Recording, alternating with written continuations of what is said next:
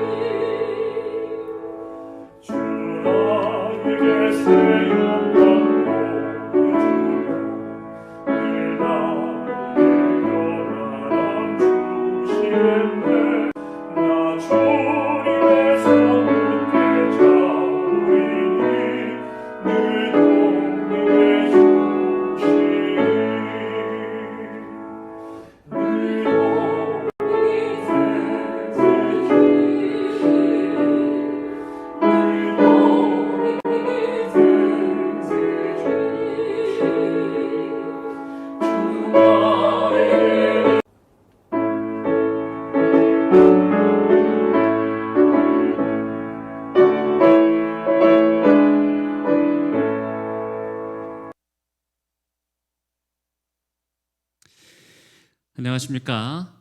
화요예배에 오신 여러분들을 진심으로 환영합니다. 오늘은 돌아오라 다시 시작이다 라는 제목으로 하나님 말씀을 함께 나누고자 합니다. 하나님 말씀 호세아 14장 1절에서 5절, 8절에서 9절 말씀입니다.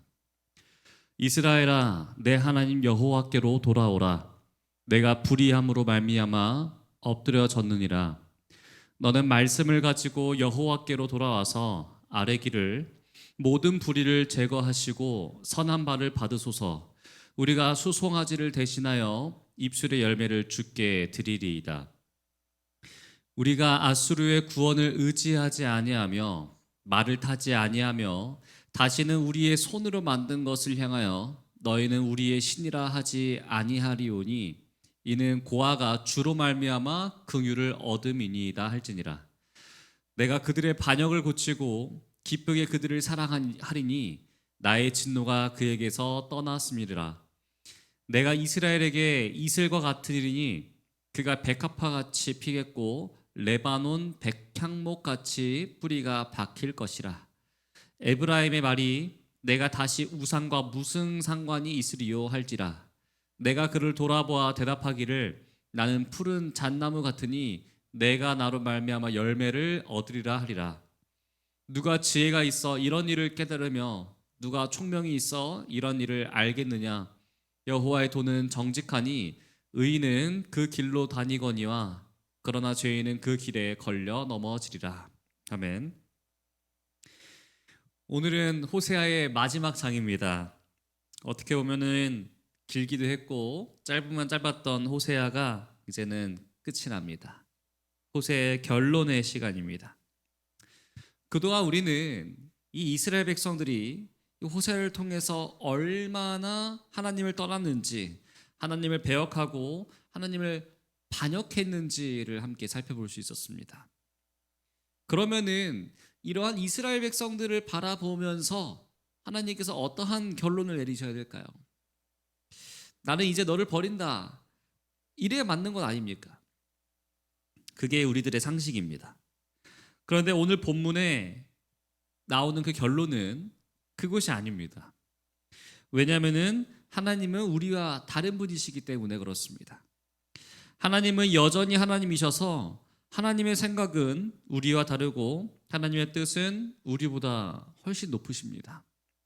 그래서 하나님은 이 호세아의 결론에서 자기를 떠나고 배신하고 하나님의 영광을 땅에 떨어뜨려 버린 이스라엘 백성들을 다시 한번 끌어안아 주시는 그러한 모습을 볼 수 있습니다.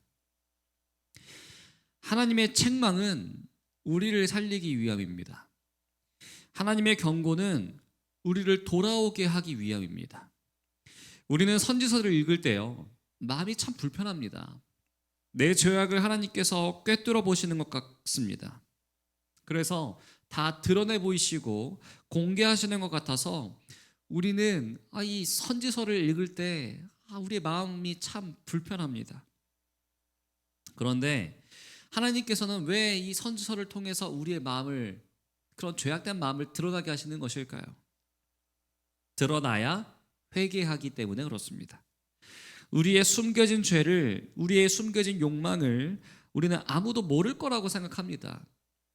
그러나 하나님은 다 아십니다. 아시는 하나님께서 그것 때문에 우리가 망할 것을 걱정하시는 것이죠. 욕심이라는 암덩어리, 이 자기 중심성이라고 하는 그 고통의 덩어리를 꺼내 놓으라고 지금 말씀하고 계시는 겁니다. 그거를 꺼내 놓고 나를 의지해라. 그러면 나에게로 돌아오면은 너는 살 수 있다. 이것을 오늘도 우리에게 강조하고 계십니다. 이 마지막 장은 호세아의 결론이자 하나님의 마음이 어떤 것인가를 강조하고 있습니다. 1장부터 호세아는 이 하나님의 느낌과 감정에 대해서 아주 잘 호소하고 있습니다.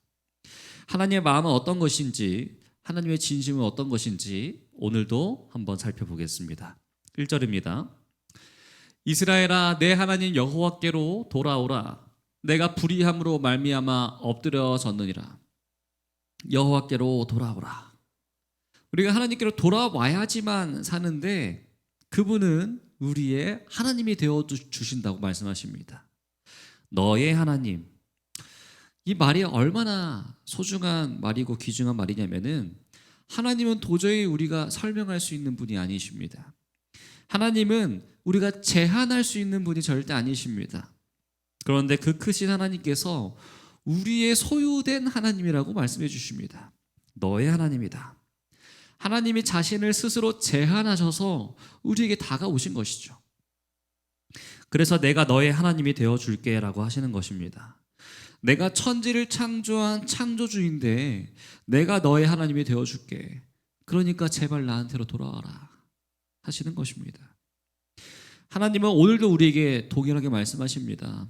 나는 너의 하나님이다. 나는 너의 하나님이 되고 싶어서 너에게 다가왔고 너에게 내 마음을 주었다. 그분을 받아들이면 되는 겁니다. 그렇게 계속해서 우리에게 갈구하시는 그 하나님의 마음을 우리는 받아들이면 되는 것입니다. 내 하나님 여호와께로 돌아오라. 받아들이면 됩니다. 자, 그러면은 그 하나님께로 돌아오려면은 우리는 무엇을 깨달아야 하는 것들이 하나가 있습니다.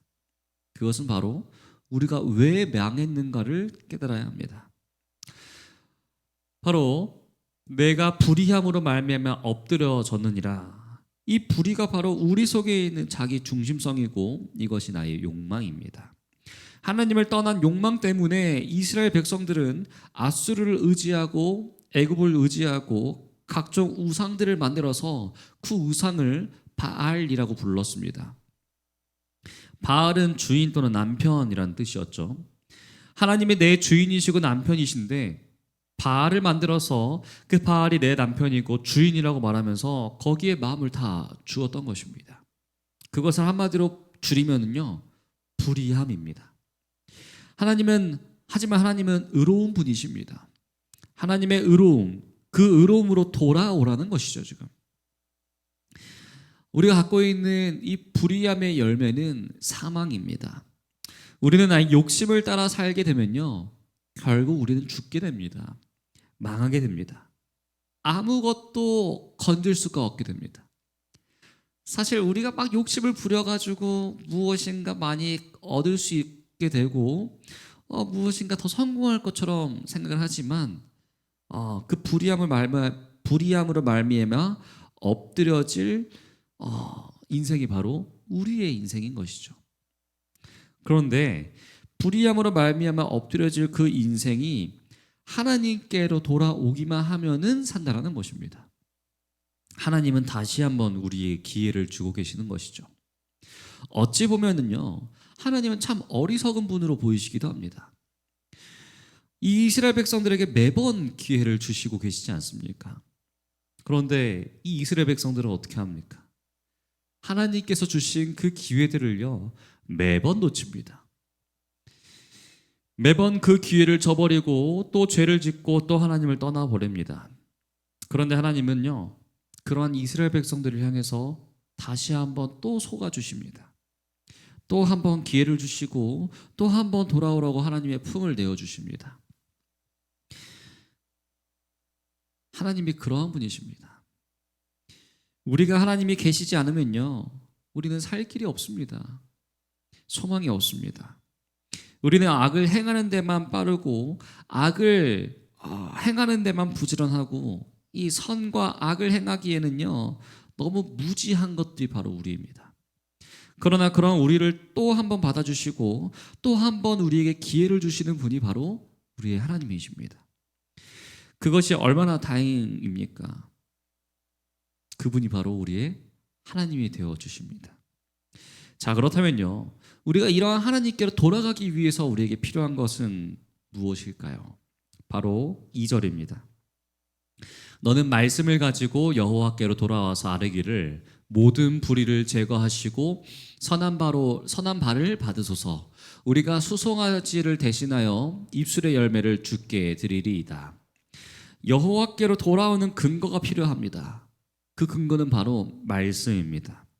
우리는 하나님께로 돌아올 수 있는 어떠한 확인증 같은 것이 없습니다. 우리가 하나님께 돌아올 수 있는 내 삶의 어떠한 행적도 또 내가 이룬 어떠한 이적도 하나님께 돌아올 수 있는 근거가 될 수가 없습니다. 하지만 하나님께로 돌아갈 수 있는 방법은 또 이유는 하나님의 말씀을 받았기 때문에 그렇습니다. 이 말씀이 바로 호세아의 중심 주제인 하나님을 아는 지식입니다. 말씀을 통해서 하나님을 아는 지식을 우리가 받았기 때문에 그것을 가지고 하나님께로 돌아오라는 것이죠. 여러분, 이 하나님의 말씀을 왜 우리에게 주셨을까요? 불의한 우리가 하나님께 돌아갈 수 있는 유일한 길이기 때문에 그렇습니다. 그래서 하나님은 오늘도 이 호세아 선지자를 통해서 우리에게 다시 한번 우리의 마음 문을 두드리고 계시는 것입니다. 우리가 이전에 이 레위기를 함께 공부할 때 이 수송아지를 드리는 제사가 참 깊은 뜻을 가지고 있음을 함께 배울 수 있었습니다. 그런데 지금 이 이스라엘의 백성들의 현실은 어떠합니까? 그 예배가요, 땅에 떨어져 버렸습니다. 인간의 욕심으로 우상을 숭배하듯이 드리는 제사로 이 송아지를 드리는 예배가 변질되었습니다.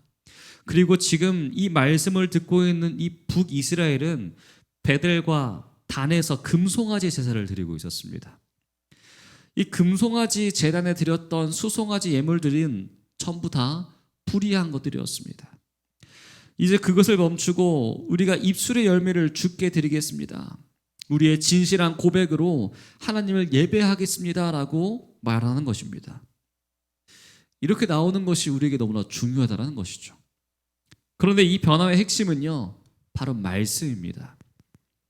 말씀이 없으면요, 우리의 고백이 바뀔 수가 없습니다. 말씀이 없으면요, 우리의 예배는 습관적으로 드리는 수송아지 예배를 넘어설 수가 없습니다. 그런데 아무리 비싼 수송아지, 크고 아까운 것을 잘게 잘라서 불태워 드린다 하더라도 그것은 우리의 죄를 사하게 할 수 없는 것이죠. 진정 하나님께서 원하시는 우리의 진정한 예배는요, 입술의 열매입니다. 우리가 하나님을 고백하고 하나님만 나의 아버지이시고 내가 하나님께로 회개하며 돌아오기를 원하는 날은 그러한 입술의 고백, 입술의 열매를 하나님께서는 원하고 계십니다. 그래서 우리가 이 말씀, 하나님께서 우리에게 주셨던 그 말씀을 읽는 것이 너무나 중요합니다. 보는 것이 아니라요, 읽는 것입니다. 보는 거는요, 그냥 눈으로만 쓱 훑어보고 지나가게 됩니다.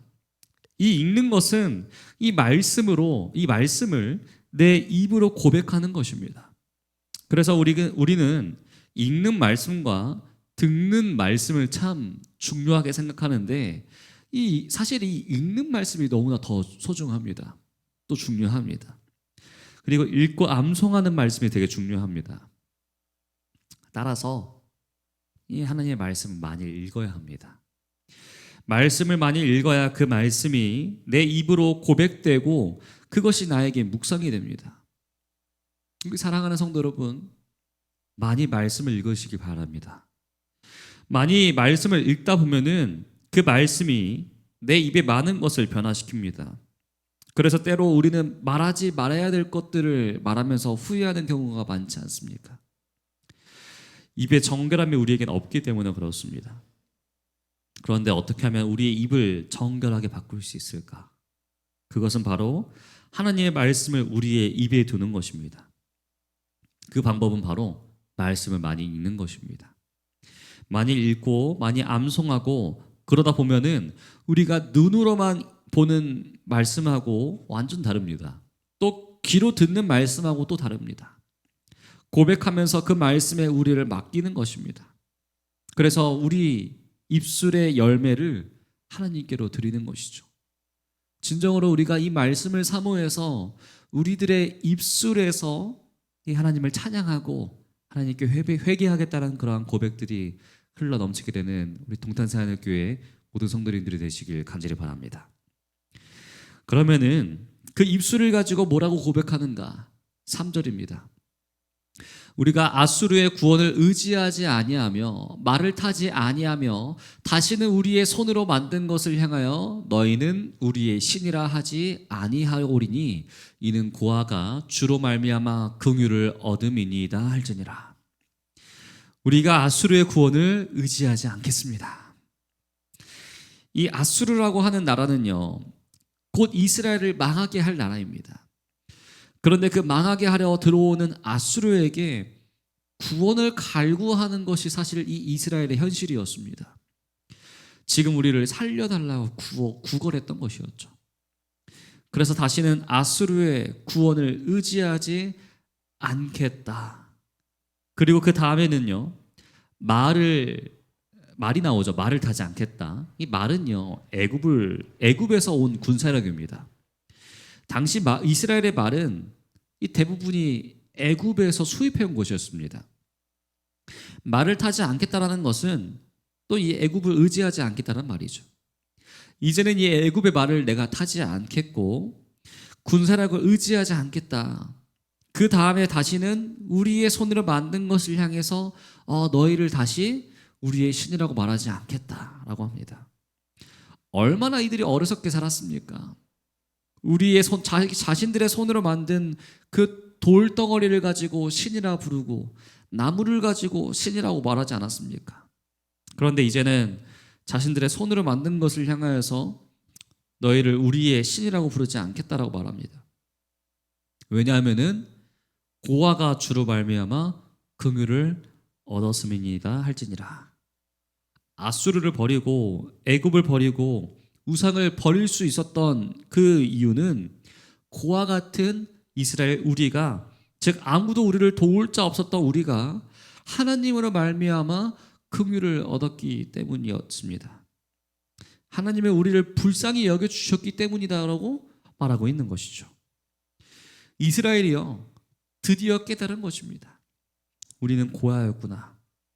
우리가 의지했던 아수르도 우리의 아버지가 아니고, 우리가 의지했던 애굽도 우리의 어머니가 아니고, 우리가 그렇게 애타게 찾았던 바알도 우리의 주인과 남편이 아니라는 것을 깨닫게 되는 것입니다. 그러면서 우리는 버려진 존재였구나, 고아였구나. 우리가 하나님을 떠나서 살아갔던 우리의 일생은 고아였다라는 것을 깨닫게 됩니다. 그래서 이러한 고아를 긍휼히 여겨주시는 하나님의 은혜를 만난 것입니다. 사실 우리는요, 이 긍휼히 여김 받는 것을 별로 좋아하지 않습니다. 내가 긍휼히 여겨주는 것을 좋아하지 우리가 긍휼히 여김 받는 것을 별로 좋아하지 않습니다. 자존심 상하고 기분이 나쁜 일입니다. 그런데 하나님이 뭐라고 말씀하시는가? 긍휼히 여김 받는 것이 복을 받는 것이라고 말씀하십니다. 긍휼히 여김, 불쌍히 여김을 받는 것이 복이다. 왜냐하면은 하나님 앞에서 우리는 자랑할 것이 하나도 없기 때문에, 하나님 앞에서 우리는 그 어떠한 것도 떳떳한 것이 없고 하나도 우리는 내세울 것이 없기 때문에 우리는 하나님 앞에 고아 같은 존재이고 버려진 존재이고 불의한 존재입니다. 그런 우리를 불쌍히 여겨주시는 하나님, 그 하나님, 바로 내 하나님을 만나는 것이 우리에게는 유일한 복이라는 것이죠. 그리고 그것이 우리에게 살 수 있는 길이라고 하나님은 말씀해 주시고 계십니다. 바로 이렇게 고백하라는 것입니다. 하나님은 이렇게 그들을 받아주십니다. 4절입니다. 내가 그들의 반역을 고치고 기쁘게 그들을 사랑하리니 나의 진노가 그에게서 떠났음이리라. 아무리 이스라엘 백성들이 불의를 버리겠다고 말해도요, 사실 우리는 그것이 진짜가 아니라는 것을 잘 알고 있습니다. 분명히 이들은 깨달았어요.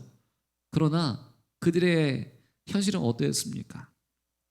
당시 그들이 회개해서요, 진심으로 그렇게 말하고 회개했다고 할 수는 있습니다. 그런데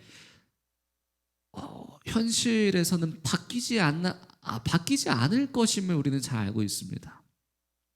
그 사람들은요, 또 반역하고 하나님을 모른다고 하고 또 죄지었습니다. 그리고 그것을 우리는 잘 알고 있습니다. 우리가 이것을 어떻게 잘 알까요? 그 모습이 바로 나의 모습이기 때문에 그렇죠. 바로 우리의 모습이기 때문에 그렇죠. 급하면 하나님께 나와서 세상 그 누구보다도 선한 눈빛으로 하나님의 은혜를 갈구하지만, 그러나 그것만 해결되면 돌아서서 또다시 죄를 짓고 또 불의하게 사는 것이 바로 우리이지 않습니까? 그게 나이지 않습니까? 이스라엘 백성들의 마음을 우리가 너무나 잘 압니다. 그런데 그러면 그러한 죄인을 하나님이 그냥 버리시는 것이 맞지 않습니까? 솔직히 이렇게 반복해서 배신하면요, 받아줄 이유가 절대 없습니다. 너 또 죄 지을 거잖아, 가라 라고 하는 것이 당연한 것입니다.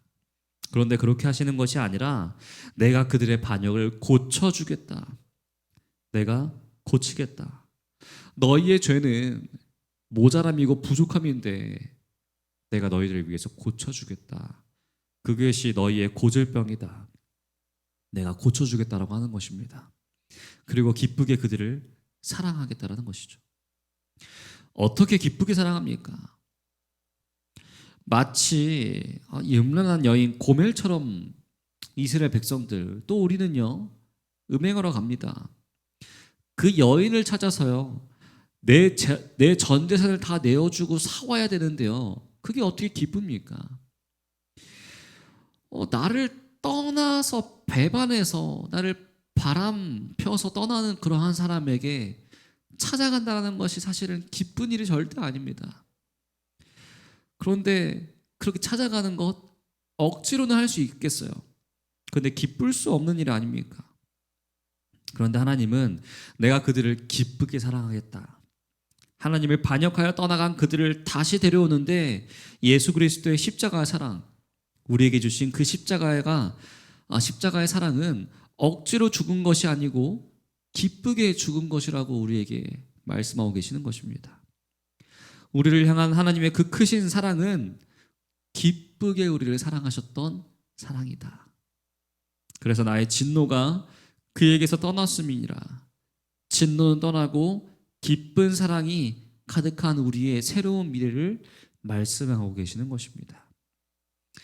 얼마나 감사합니까? 바로 이것이 우리가 이전 13장에서 함께 보았던 속량과 구원입니다.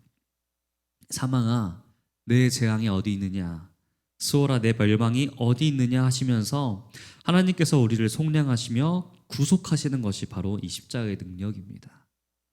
지금 바로 그 반역을 고치시고 기쁘게 그들을 사랑하는 방법이 십자가이심을 우리에게 말씀하고 계십니다. 하나님은 예수 그리스도의 십자가 구원의 사건을 우리에게 지금 미리 보여주고 계십니다. 바로 이것이 인간은 끊임없이 반역하지만 하나님이 그 반역을 끊으시고 고치시고 하나님이 우리를 기쁘게 사랑하시는 방법입니다. 그 방법이 바로 십자가입니다. 우리에게 그 십자가를 주신다고 말씀하시면서 결국 진노는 떠나고 하나님의 은총에 임하는 그 십자가의 은혜를 말씀하십니다. 우리 사랑하는 동탄세하는 성도 여러분, 이것이 우리에게 향하신 하나님의 사랑이고 호세아의 결론입니다. 우리를 향하신 하나님의 그 크신 사랑을 받아들이고 이 죄 가운데 살아가고 있던 우리의 과거의 모습들을 회개하고 하나님을 기쁘시게 하는 거룩한 백성으로 바로 서게 되길 간절히 바랍니다. 우리가 살 수 있는 방법은요, 딱 한 가지밖에 없습니다. 바로 하나님께로 나아가는 것입니다. 그렇다면요, 그 십자가의 은혜를 붙잡은 사람은 이제 어떻게 살아가야 하는 것일까요? 십자가를 만났고 하나님의 은혜를 만난 사람이 사는 방법이 바로 5절에 나옵니다. 내가 이스라엘에게 이슬과 같으리니 그가 백합화 같이 피겠고 레바논 백향목 같이 뿌리가 박힐 것이니라.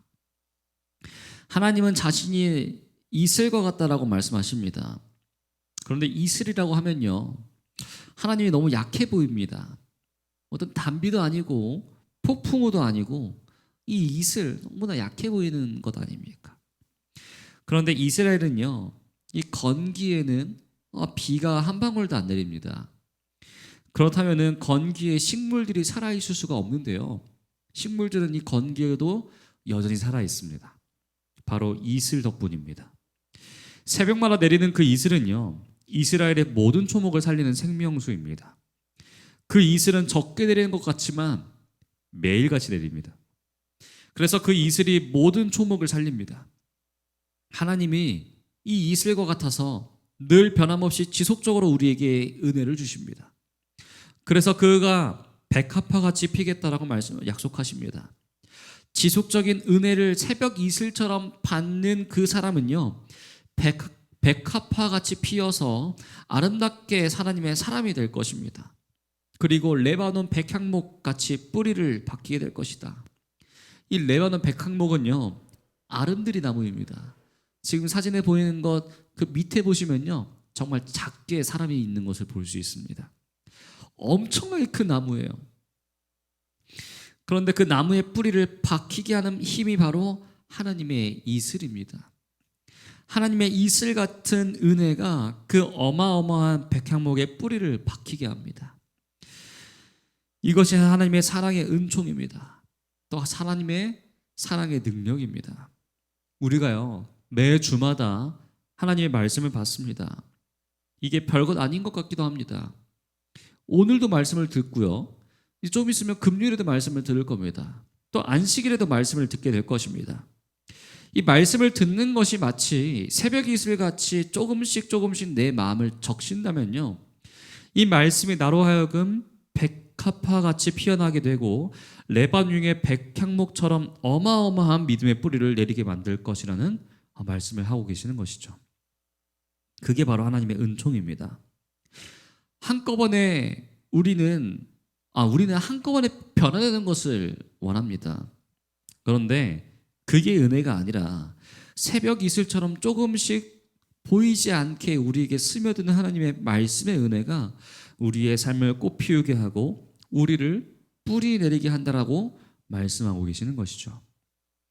자, 그래서 이제 이 하나님의 구원의 은총은 하이라이트를 향해서 달려나갑니다. 호세아 14장 8절입니다. 에브라임의 말이 내가 다시 우상과 무슨 상관이 있으리요 할지라 내가 그를 돌아보아 대답하기를 나는 푸른 잣나무 같으리니 내가 나로 말미암아 열매를 얻으리라 하리라. 이스라엘 백성들이 말하기를 내가 다시 우상과 무슨 상관이 있으리요. 지금까지는 바알이라고 불렀습니다. 주인이라고 남편이라고 이들을 불렀습니다. 그런데 이제는 바알이 아니라 우상이라고 말을 합니다. 그 모든 것이 우상이니까 내가 우상과 무슨 상관이 있겠습니까? 라고 믿음의 고백을 하는 것이죠. 그리고 하나님이 말씀하시기를 내가 그들을 돌아보겠다. 이 돌아본다라는 말은 슈르입니다. 보다, 바라보다, 관찰하다라는 뜻을 갖고 있는데 정말 재미있는 것은 이 슈르라는 이 돌아보다라는 말은 아수르 그 나라와 단 한 글자와 다릅니다. 하나님은 너희가 의지할 대상은 그 아수르가 아니다 슈르다. 내가 너희를 돌아보는 것, 이것이 너희를 살리는 유일한 길이다. 너희가 나를 의지해야만 열매를 얻을 수가 있다라고 말씀하고 계시는 것이죠. 거의 비슷한 단어인데 하나는요, 이스라엘을 멸망시키고 이스라엘의 마음을 빼앗는 적이고 우상이고, 다른 하나는 하나님이 그들을 돌아보시는 것입니다. 우리 사랑하는 성도 여러분, 여러분은 어느 아수르를 의지하시겠습니까? 어느 아수르의 마음을 두시겠습니까? 하나님은 지금 선택하라고 하시는 것입니다. 이 선택이 호세아의 마지막 결론입니다. 하나님은 내가 너를 사랑한다. 그러니까 그렇게 알고 있으라고 그냥 끝을 맺어버리는 분이 아니십니다. 오히려 우리에게 선택의 길을 열어두십니다. 어떤 아수르를 따를 것이냐. 너희 이 말씀 듣고 빨리 선택해라. 그 선택에 너의 삶을 이제 좌우될 것이다. 너희를 멸하게 하는 아수르를 선택할 것이냐, 아니면 겉으로 보이는 대단한 군사력을 따를 것이냐, 아니면 너희를 돌아보는 나의 슈르를 따를 것이냐. 선택하라는 것이죠. 그래서 9절에 다시 한번 이 선택을 하나님께서 강조하십니다. 누가 지혜가 있어 이런 일을 깨달으며 누가 총명이 있어 이런 일을 알겠느냐. 여호와의 도는 정직하니 의인은 그 길로 다니거니와 그러나 죄인은 그 길에 걸려 넘어지리라. 이게 호세아의 마지막 절입니다. 누가 지혜가 있어 이런 것을 깨달을 수 있겠는가? 누가 총명이 있어 이런 일을 알 수 있겠는가?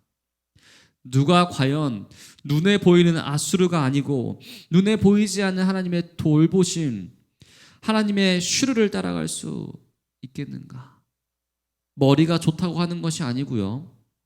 많이 배웠다라고 알 수 있는 것도 아닙니다. 이것은 사람의 지혜로 할 수 있는 일이 절대 아닙니다. 다만 여호와의 도는 정직하다. 하나님이 우리에게 알려주는 여호와의 도로만 가능한 일입니다. 여호와의 도는 변함이 없고 옳은 길입니다. 지금까지 이스라엘이 믿었던 우상과는 정반대의 길입니다. 하나님의 길은 곧고 아름답고 변함이 없습니다. 그런데 의인은 그 길로 다니지만 죄인은 그 길에 걸려 넘어집니다. 이제 결정하라는 것입니다. 너의 삶이 의인의 삶으로 살아서 그 길로 다니며 하나님과 복된 관계를 유지하며 살래? 아니면 죄인의 길을 걸어서 그 길에 걸려 넘어질래? 결정해라. 하나님의 말씀은 우리를 살게 하는 길이 되기도 하고 우리를 넘어지게 하는 장애물이 되기도 합니다. 어떻게 사시겠습니까? 무엇을 의지하시겠습니까? 눈에 보이는 아수르, 힘, 권력, 눈에 보이는 반짝이는 것을 따라가다가 하나님의 길에 장애물로 사시겠습니까? 아니면 눈에 보이지 않는 슈르, 하나님의 돌아보심을 기대하고 소망하며 살면서 마침내 하나님의 은혜를 누림으로 그분의 긍휼하심을 입는 하나님의 자녀로 살아가시겠습니까? 이 결정을 우리에게 주시면서 이 호세아는 끝이 납니다. 이 시간 이 말씀에, 이 하나님의 말씀에 기도를 응답하는 우리가 되길 간절히 바랍니다. 눈에 보이는 것만 쫓으며 살아왔던 우리입니다. 그것 때문에 인생을 허비하고 하나님께 배역하는 삶을 버리는 우리가 되길 간절히 바랍니다. 그리고 하나님 앞에 믿음의 고백을 입술의 열매를 들고 나오게 되길 간절히 바랍니다. 매일 받는 하나님의 말씀으로 우리를 살리고 뿌리 내리게 하는 하나님의 거룩한 의인의 삶을 살아가는 우리가 되길 간절히 바랍니다. 이제 호세아가 진정으로 끝이 났습니다. 우리가 함께 돌아봤던 그 14주의 기간 동안 보았던 하나님의 마음과 하나님의 감정, 돌아오라는 것입니다. 그리고 다시 시작해야 하는 시간이라는 것입니다.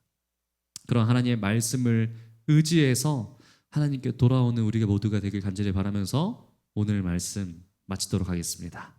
감사합니다. 기도하겠습니다.